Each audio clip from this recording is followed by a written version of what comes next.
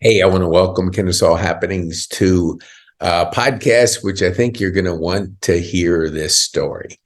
So Kat's with us. She's usually traveling all over the country, and actually it's the islands. We talked about a recent visit to the Dominican Republic. But Kat, tell our viewers who you are, what you do, and who you serve.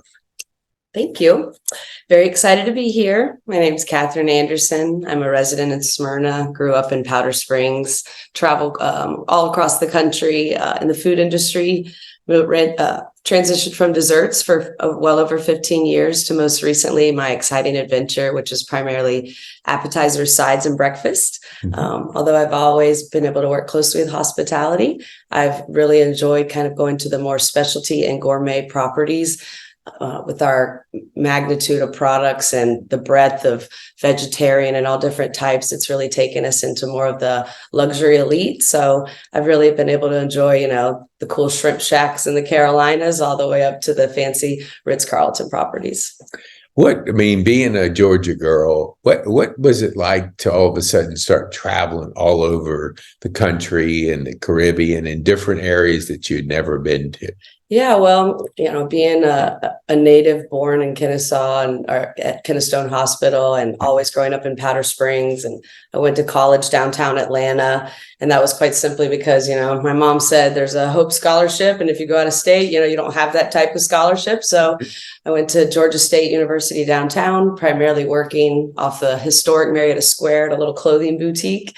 And once I got out of college, I encountered the most magical pie manufacturer nestled in the woods of Smyrna, Georgia, but pumping out this really unique product, I would say nationally, but heavily predominant in the Southeast. And so one thing I learned is that a lot of people idolize moving away and traveling and going on adventures. And although I do love traveling, I quickly realized how much I loved Atlanta. And, my family's in Atlanta, and I would happily do anything to crawl and get back to Atlanta. You get the benefit of all four seasons. We don't have too harsh of a winter, but we do get a little bit of snow, although that little bit can be debilitating and turn into black ice. The summers really aren't that hot. You can get down to the beaches in a couple of hours. You've got historic Savannah, all these cool places in North Georgia from wineries that have started to pick up, more microbreweries all over the state, a lot of cool waterfalls and things you can hike and do. So I really had this newfound appreciation for the entire state of Georgia and my hometown, which I found traveling to all the various states. And although there's so many places that are a gem, you start to realize that there's certain you see certain grocery stores and certain movie theater brands everywhere in the country. And then you really respect those cute little quaint places that you encounter when going through a square or a historic part of town. You realize that that's really like the secret backbone. And that's when I get on the iPad and just start Googling the history around me and just try to go eat at the coolest restaurant and maybe see a cool statue or some part of history while I'm in the area. Soak it up. That's that curiosity I love to hear. And we met through the distributor, food distributor, and Kenny's key lime. He has the best key lime in the world. Yeah. So how did you get connected? What was that like when you just started out of college? Was that your first job? Well, I was actually in college, and fortunately, with their patience, they helped me finish college while working for them. I was working on the Marietta Square, and a gentleman came in who had just started working with them. He had previously been in the medical industry, and he was really excited to be with them. And he had interacted with me quite a bit when I was selling clothes at this little store right down by what was, historic Willie Ray's and such at the time. And when he would come in to shop for his wife, he'd pick out a few outfits or two and then be on his merry way. And one day he just said, "Man, you must make a killing here off of me." And it wasn't just so much because he shopped there, but he just maybe assumed I made commission or something. And I mentioned that didn't matter to me whether anybody bought a shirt or not. And so he just recognized that I had a little bit of sales. I never associated myself as a salesperson. I very much thought I was going to be an attorney. I had several attorneys in the family. And, at one time as a kid, maybe I wanted to be a teacher, but probably past kindergarten after that, I had a plan to be an attorney. And that's why I was going to Georgia State University. And then essentially I started working as like an administrator at the pie company. He convinced me, convinced the team to, bring me on despite being young and having never even worked in a restaurant. I truly thought the restaurants were like cutting the potatoes and making the fries. I had no concept that there's just a couple of potato companies making fries for all of the industry pretty much. And so it was a unique place to get to start to work at and I basically was able to grow up there and spent several years there transitioning, when just trying to help out the sales executive leadership. Found myself parking by a dumpster and just trying to figure out how to get in there with some frozen pie samples and treading carefully when a chef sees you come in without an appointment, and basically just knowing that you had something really good that they would love. And if you could just get them to try it, or let them at least let you leave it behind, that they would forgive you for being so bold and annoying with the time and but I just found that sometimes the front door was good. You meet a hostess. The hostess could be the owner's daughter, so you just make sure you're nice to everyone. But for the most part, the decision, the life, the soul of the restaurant is, parking by that dumpster and getting in that back door and seeing the culinary staff and the prep team, or, depending on the vessel and how large the place is. You can encounter no one. It could be very quiet and there could just be a few people, or it could be quite a massive operation in there. So I've enjoyed that very much, just the mystery and the fun of going in and finding places. Yeah, the restaurant business you described very well. For those that don't know the restaurant business, it's a very complicated, it's getting in front of chefs, not the easiest thing in the world. It's not like knocking on the door of a retail outlet and going in there. There's so many levels of, I guess, barriers that you have to go through. Now, when we were coming up here, when it first came up in my LinkedIn profile that you were the VP of sales, I went, holy mackerel. I wasn't surprised one bit. Thank you. And it's a testimony. And I always tell people, you are who you are. And I said it when we were walking up, you have the it factor. So I want you to expand for our viewers. Growing up, I'm sure you were that kind of person that didn't meet a stranger, that was very friendly. At what point, you mentioned an Optimist Club of Smyrna. What point did you kind of, the light bulb went off, is not everybody's like this. You kind of think that everybody thinks like you.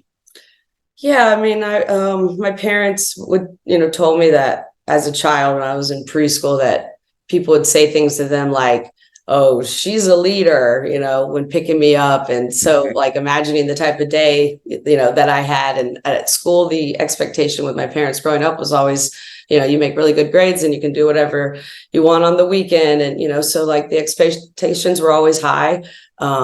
So, schoolwork was prioritized, but I also would try to like check out of high school early to go work at GameStop just to get a few more hours in. So, it was always common sense to me that, you got a job, you went to college, and, I had a good respect for my parents. So, when my mother said like, oh, there are some scholarships, but Georgia's unique and has the Hope Scholarship. And so it was like, okay, no problem. So I went to college downtown and was always working. And I kind of thought of myself as fearless, definitely driven because there wasn't much space to fail, but also driven because, I think I have a handicapped hearing aid impaired sister. So she's definitely lives with my parents. And so I just always wanted to make good money so I could take care of her when I was older. She was about 10 years older than me, but I just always felt a sense of duty and understood the importance of family. We were out here in Georgia and all the rest of my family was in Texas or somewhere else, primarily a little bit here in Georgia, but for the most part elsewhere. And so, close-knit group, no real desire to go too far, but certainly, eager to do what made the most sense of my time and money. And I thought that path was being an attorney. Mm-hmm. And I felt strongly about the law and thoroughly enjoyed criminal justice in every aspect. And, didn't quite understand how I wanted to apply it, but felt like there was no space for me to do anything else. And while working at the Smyrna Well Pie Company of Kenny's, the Smyrna Optimist Club, who's one of many clubs that always appreciated the company years before I got there because of the CEO and the leadership there always being dedicated to supporting the firemen, the police. And so it was just being 19 and working in this company and, just the way my parents kind of were, where they kept to themselves and, paid their bills on time and were just, financially responsible citizens. They went to the church, they went to Publix, they were home, they were around when I was going to school.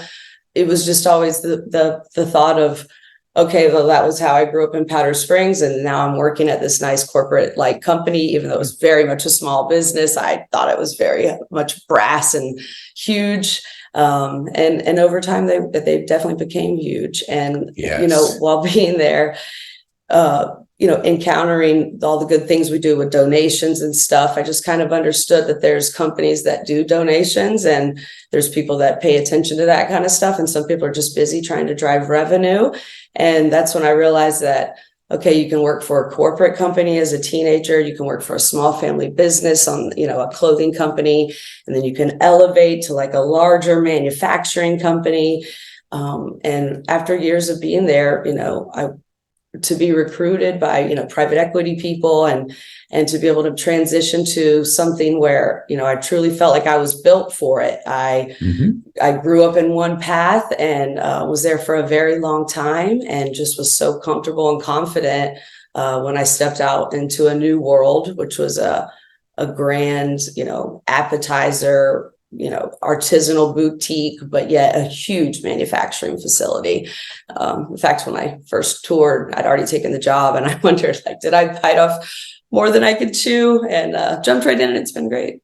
Yeah. And what do you think? And no, I love that part of that story that you're sharing with our viewers. And I think that one, I want you to tell our viewers, working through college, it's almost like they always told me if you were a paper boy and you delivered paper, which you had to get up at 5 o'clock, 4 o'clock, whatever it is, that was the kind of training that would prepare you for life. What would you say? Because the glamour of jobs are, hey, I want to be a doctor, attorney, whatever the high profile jobs. Nobody says, okay, Kat, you want to grow up and be a salesperson. It's like, food, yeah, exactly. It's like, it's not like that is not in a conversation. But what I always remember people saying, if you can connect with people, if you are enjoyable, be good around people, you can do anything in life. So when you were going through your time with Kenny, what was that like working for a family business? And his business was growing like crazy, because I remember when he's delivering pies to restaurants and didn't even have that manufacturing facility in Smyrna. And it was like, he just knew he had a product. He just had to get it in get people to taste it. What was it like seeing that growth when you were there? Yeah, I'd say I didn't know it at the time, but I've driven people crazy over the past couple of years by saying to them, you really can catch feelings. It's not just the word culture. You can catch feelings. And I learned that because Kenny was passionate, and Yes. you can't fake passion. And I never had to, and I never thought about it. And I never thought I had passion. And I just realized that when you encounter something that you really like, and I loved having the best of the best, and I got that because he was so confident in what made ours different than everybody else. And that's what I sold on. I never sold on price. I never sold on disparaging comments or things that never talked about the competition, just talked about what made us distinctively different and what resonated with the chef, about how ours would hold up, and how it was just truly authentic in a way that you can't fathom, in the sense that they would fresh squeeze juice and never use bottled juice, and why bottled juice is just irresponsible to even think about using, but commercially that's what everyone was using. Mm-hmm. And so to be able to scale and cover and confidently serve some really large national chains for years, it was just an expectation of a level of service that was going to happen and excellence of what was going to be in that building. And it just was I just jumped right in and soaked it right up. And apparently it was, an authentic reaction, but it was just, for me, I was going to be an attorney and be rich and in a suit every day. And very quickly, I still love to wear suits and get to, but there's a magical world that happens in kitchens, and Yes. people still eat with their eyes, and they still like a certain level of value, and they still want something unique. And there's just certain levels to the food industry. And I love them all. The fancy places that have sparked up, from the ghost kitchens to the classic consistent steakhouses that are become staples in a city. That's I mean, I'm just jazzed when you share that, because I think a journey, a story has many different chapters in it. Tell our viewers, and I think private equity gets a bad rap sometimes because, the private equity, because I was with 2 mergers on KKR. So, I mean, not mergers, but acquisitions. So I got to see a little bit of that world. And I did see a world of increasing value in the marketplace. When they came recruiting you, what was that like? You're now going from a small, family, not small, but a family run business that grew like crazy, Mm-hmm. to stepping up into a role, which I think private equity is like the top of business because of the way they approach things. What was that like when they came knocking on your door? Well, I thought, just because of loyalty and how I viewed my identity and how I was going to transition from this food moment success to, being an attorney in the legal world, I thought I was just kind of practicing when private equity showed up and were basically wanting to speak with me and, present an opportunity that, they had something that was kind of big that they thought I could make bigger, and they had, heard about me, and there was just an understanding of the fact that the home base was in Atlanta, the monster, the brainchild, and in reference to the manufacturing side. So they wanted somebody that was going to be here. And I was very vocal about, I want to be in Georgia. This is kind of the heart. I like being near the airport and being able to do the international and the domestic stuff. Mm-hmm. And, they all just were able to check off some of, so many of those boxes in reference to the opportunity. And they really wanted to hear my feedback of how I would high level, do the strategy. And apparently I have some very unconventional methods, because I just would tell them stories about how I figured it out, because, just like, my former leader at the pie company, it's not like they could just call up Sarah Lee and nor would they want to, and say, hey, I need an example of your pie line so I can develop this giant pie company. It came from blood, sweat, and tears of him starting in his apartment, and then it turning into this fantastic premier building that he got with these nice floors and all these upgrades, and a very nice facility to be processing food. Not every food place in the world is adheres to such levels of quality and food safety, and there's so many that do, but this was just next level. And so the operation was just excellent, and I didn't realize it, but nobody said, here's how to go sell this fantastic pie everywhere. And I would quite simply drive down the road, and if I saw a truck and I didn't recognize the logo and it had a freezer thing, I would just take a picture, write it down. I think at that time I was using MapQuest to get around, so I definitely wouldn't have taken a picture with a phone, and I would have written it down on a piece of paper in my front seat, running. And it was I was pretty young to be looking up on MapQuest 4 different scenarios to get to Rhode Island and back down to Virginia and then back down to Atlanta. Frozen pies on dry ice, you'd prefer to have them in the car with you than relying on, companies to deliver them overnight and not lose them, and the product integrity of the samples and stuff being on dry ice. So while traveling around, I realized that it's not normal to register for a bridal show if you're not a bride, but when asked why I did that, it was well, I just figured there's dresses, flowers, and at the end there's catering companies, and I can, so they would see I'd spent $500 registering for 5 bridal shows in an area. And I would go to all those shows because you'd meet all those catering companies in that part of town. And while I was there, I'd visit the few customers that I knew we had. And that's how we grew. It was like a dual effort of, calling people up and saying, hey, I'm going to be in town next week. I don't actually have any plans to be in town next week, but if enough people say yes, then I'm going to go be in town that next week. And if I don't, I'll just call them back and say, hey, crazy thing, I'm still in Jacksonville, but I'll see you the following week. Right. They don't then say, no, they've already locked into the concept of the samples and what we've talked about. So, they're not upset about it. And so as long as you keep your word and follow up, there was this path of like having industry veterans like help introduce me, and then there was this other path of just like trying to figure out a way to like get connected to more food places and understanding how much feeding there really is going on. And, there's kind of 3 segments in my mind. It's the national chains, the well-recognized brands, the bulk of the business, which is, like your hospitality. And then there's that retail piece where it's like where the consumers go in and they're picking it up and buying it and taking it out. So it's like 3 different caps to like touch that audience or touch that decision maker that's going to buy, the product by the pallet, case, or truckload, depending on the size. That's awesome. When you mentioned the word reputation, and my first book was Reputation Matters. And so when you are sharing, let's just say there's a person in college and you're kind of talking to them about your path of how you have, elevated your career to a level which is amazing.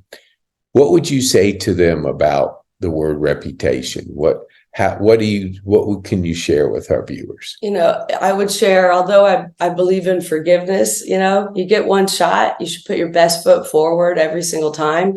Most people don't know what that means. So, I try to be very direct about what that means with certain people. It means if the appointment is at 8:00, you need to account for, if you're in Boston, you need to account for 20 minutes of craziness that could happen to make yourself, beyond on time. In reference to, the outfit, what's the appropriate, weather, the place that you're going, are you coming off pretentious? Are you coming off, is it event appropriate what you're wearing? And are you showing the level of respect that you care, no different than you do to a judge in court about, being there and appreciate it. And if people are humble and thankful, that's a great piece. But if you just try to operate with excellence and not make a mess, clean up your dishes after you do a presentation with the chef. Don't say you're going to clean up and then not really, clean up, walk in and no different than you've put down a napkin or a spoon while talking with the chef. And even if he says, I'll clean it up, you can just try to be self-sufficient in every single way between your preparation for a food show, a sales meeting, a mini presentation on a counter. If you're seeing a chef in the parking lot, whether he's, taking a smoke break or just walking through the parking lot, respecting their type of title. And if it's appropriate to, bother them while you're soliciting another chef, there's just being cognizant of the environment you're in and, just trying to realize that, you can be confident and know that you've got something they've got to have. But people still have jobs and roles and things to do with every day. And if you just never expect and get too cocky that they're going to take an appointment with you. And if you're just thankful for every appointment you get, you'll find that over time, people spread the word and you slowly reputation, you think about it from the beginning, but it's a slow forming thing that develops on its own. No matter what, your actions leave a trail, and that's how your reputation's built. You can plan for it, but your reputation is what others interpret it as. Yes, it's, somebody once said to me, if your name's in a conversation about something very positive that you had an effect on a person or an organization, that's what you want. I mean, you want people saying things about the kind of person you are. So do you, for our viewers to understand, I know it seems like what they say, what you learned in kindergarten or in the sandbox transfers later in life. Do you have to work on it on a regular basis? Do you read? Do you listen to things? How do you keep your positive attitude sharp? Yeah, I just feel like it festers, and if you're not always being the beaming light, you might just not realize how much that your just little interaction at a grocery store when you're just buying groceries for yourself, just like your total demeanor, your posture, we are honored to have so many human interactions with people. And if you just try to make every touch or interaction with people better off, like just if you're frustrated at a retail store because, somebody's giving you attitude or something, like just recognizing that it's really not worth reacting. There's, have empathy. Everybody's got stuff going on. And if you just really focus on your own path and hope the best for everyone, there's, if others are sending back that good energy to yourself, it's just a way that you can cut through the negativity that's already there. But I just think it's about being self-aware about it with yourself, about how you feel, and not trying to do too much for the world, but also not letting the world do too much to you, where it influences you and changes the way you operate. At the end of the day, if you can get up and what you're going to say to yourself in the mirror, is your self view. But yet your reputation, you can try to lead it and it can be on the forefront of your mind, but you can't control it. Everyone else behind you is going to dictate what that really is. And, depending how long you're on the earth, right? You should soak up every path and try to make it a not messy trail behind you. Yeah. Business is relationships. And if your reputation, because I knew you from the Cisco and days, and, when you would come work with, your reputation was spotless from a sense that your word was your word. I mean, and I agree with you that those kind of things are talked about, but they're not necessarily talked in front of you. So people are saying a conversation about you. And if it can be a conversation, is you want Kat on your side. You want her to help you grow your business. So they're going to put you in front of people because they know you know how to handle yourself. You're good with people. You make people feel, special. And that's kind of like crazy, because we were walking over there and I said, which I don't even know if I brought it up. I said, do you realize you have the it factor? And we were talking about that. And I think either people want to be around you or they're running from you. And because there's people out there, you go, oh gosh, that's that person. And you avoid them because whatever they're doing, they're either complaining about something or whatever. So I what do you contribute? Because being an attorney is like, everybody wants to be an attorney. It seems like we got enough attorneys out there to sink a battleship, but we don't have personal people that make people feel special. What would you say to a young person that they're saying, I want to be an attorney? They hear it, they hear the word and their glamour. What would you say about your path that you can encourage a younger person that maybe they have to look at all options? I'd say being open to truly talking to mentors, no matter what their age or how you can encounter them, just recognizing that it is what that is very important. It's super impressive when people make, good plays in school and they know a lot.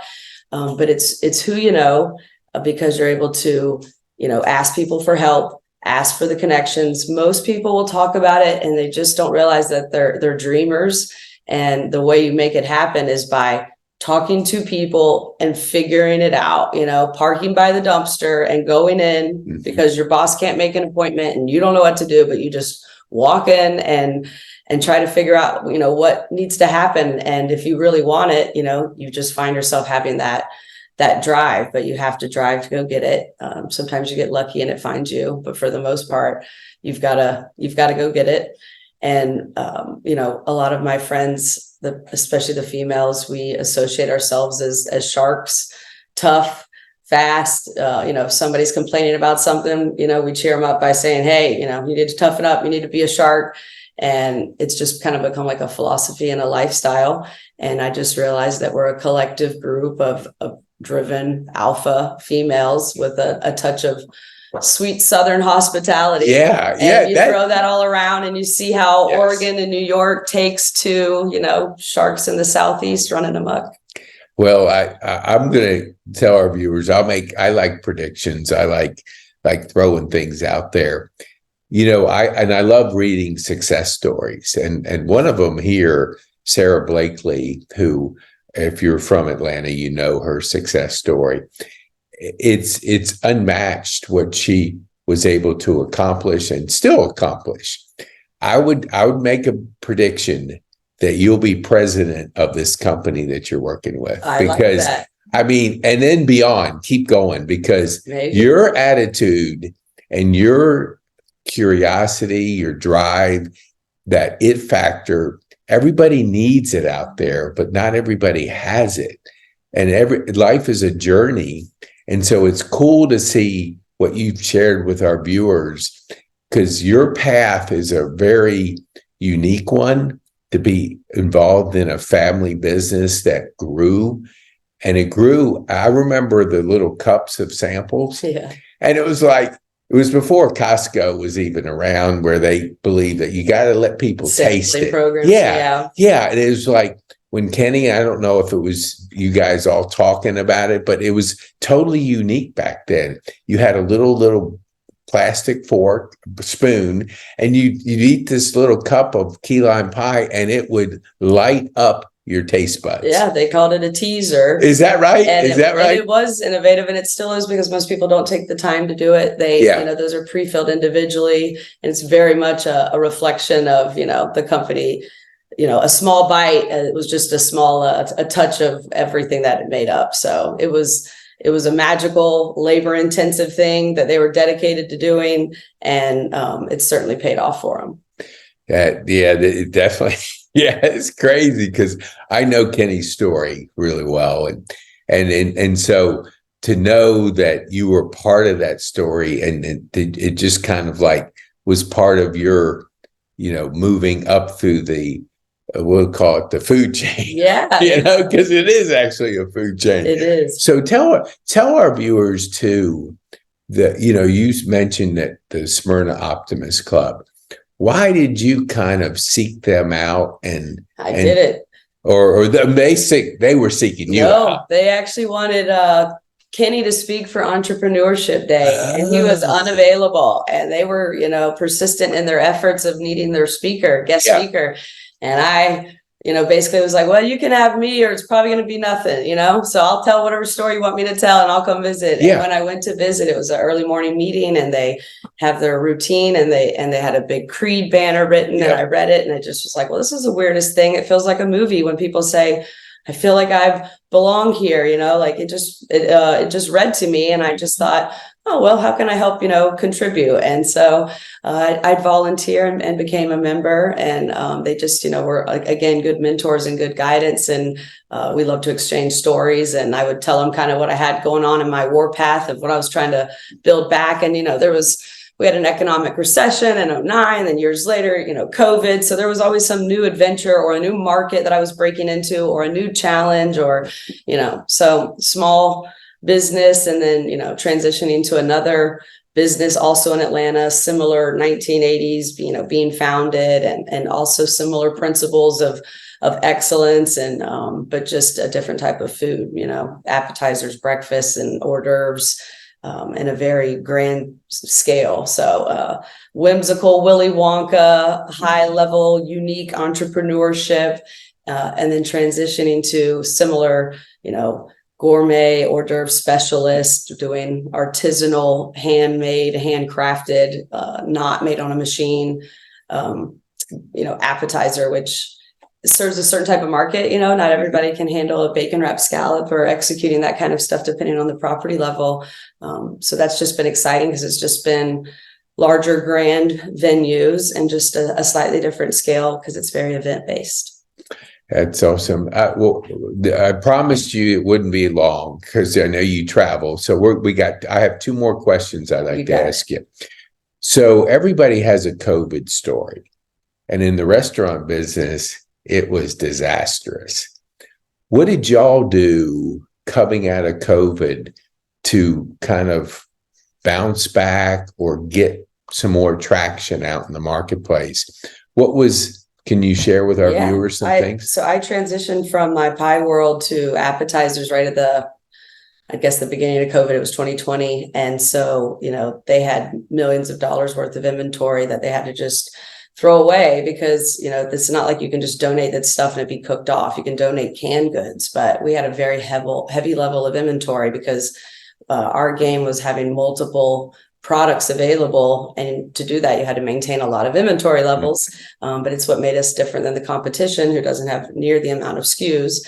And so, all that is good and dandy until the whole world stops. So, there's really no production when I got there. And I used to have 5 pie flavors in 3 different sizes, which is essentially 15 products. To go from that to like well over 200 products that are regularly available, and just like a whole different level of production, because it's essentially just like a very large commissary, we're like the labor that a hotel property can't have for themselves. So it's there's a lot of, the people working there have a lot of tenure. They've been there 14 to 18 years, and so that, it was very scary. I was a brand new person for them, wild firecracker, just trying to fly around and help us build back. And every day I would go through the plan at 10 and 2 and just, see what was going on. And by the time there was a management meeting, I didn't have to ask, how the empanadas were doing, because if I saw the empanada machine wasn't working, I just knew there was an empanada issue that day. And so having a really good understanding of operations, it helped me temper my sales drive where I could be reasonable. And I was able to work closely with the director of ops so we could build things back and, make sure that we could procure the ingredients and then be able to get them, worked in so we could ship product to, QVC or whatever e-catalog type of business that we had. And so, trying to learn our mix of what we could execute, very limited staff, in the beginning, it was very much labor. Concerns bringing some people back. Some people just decided to, not come back, even though they'd been there a long time. It was just a couple of years off, not working, and you don't want to come back. And several were eager to, but everything was new to me. And it was, a whole budding operation that was coming back to life. And, we're pretty isolated out in, South Atlanta, kind of out near the airport in an industrial area. So I just invented Croissant Tuesday, where every Tuesday I would make 12 croissants. This was just to keep people motivated, where, hey, if you're here on a Tuesday, you might get a croissant handmade by Kat. Just get up early, make 1 pan of eggs, shove it in some croissants and do whatever protein. And then I would do a shark joke. Right. Like there was a little cartoon. And I would staple it to the white paper, paper bag. And I'd go through and they'd see me with my basket of 12, and maybe I see the sanitation guys first, or maybe I see quality assurance first. Cool. So I just had a very good understanding of all the departments, to the point that everyone would just come report and tell me things, hey, the vending machine's not working, it's taking my money. They just think, hey, she cares, she wants to know. So they tell me all kinds of things, but they also knew I was coming through at 10 and 2. So I could walk through each room. Everybody would come up and say, hey, good. So just the little things to keep it going along. And then, it's funny, other groups, maybe would bring in a box of donuts or something. And so it was infectious, where didn't bring anything. No one would bring anything on Tuesdays because I had that day on lock, but there was more potlucks and rotating and stuff, and kind of, a lot of people have been there a long time, but there was 50% of the new executive and some of the operations and production team members were new. So it was very much the old world and the new regime. And I can come off a little intense. So you want people to know that you're coming in with loving hands. Yes. No, I think you to your point is there's a balance between being aggressive or being very direct with what you want to do and doing it with a loving hand. Because, like we used to call it the velvet hammer, it's like you want to hit them with a hammer, but you don't want to hurt them. So that's genius. That's crazy good. Okay. So we get your travel schedule. You're all over the place. So thank you for coming. Thank you so much for having me. And we really appreciate, this is like packed full of so many ideas. I mean, we'll have our work cut out for us breaking this one down.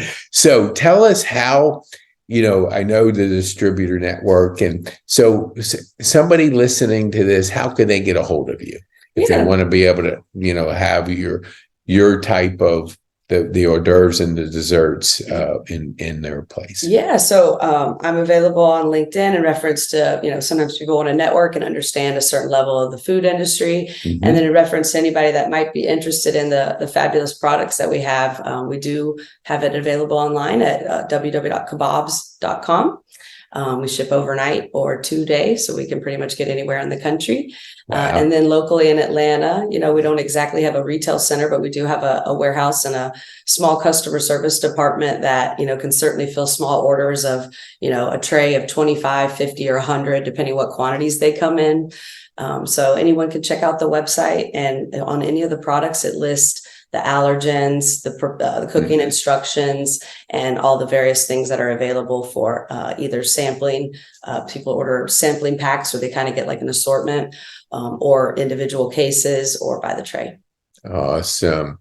Well, I don't know your president or the person running the company, the private equity. They need to make a position available at the top of everything, the food chain, because you're on the move, Kat, and we're excited that thanks for coming and sharing your philosophy. So one last question. What would you want our viewers to take home from our time here? If you could kind of picture our viewers as like saying, oh man, this has been good, what would be the one thing? Yeah, I'd probably say, outside of what we've already hit on, do your best to be cognizant of character and, operate with excellence. And besides just the, standard, if you're driven, you'll find a way.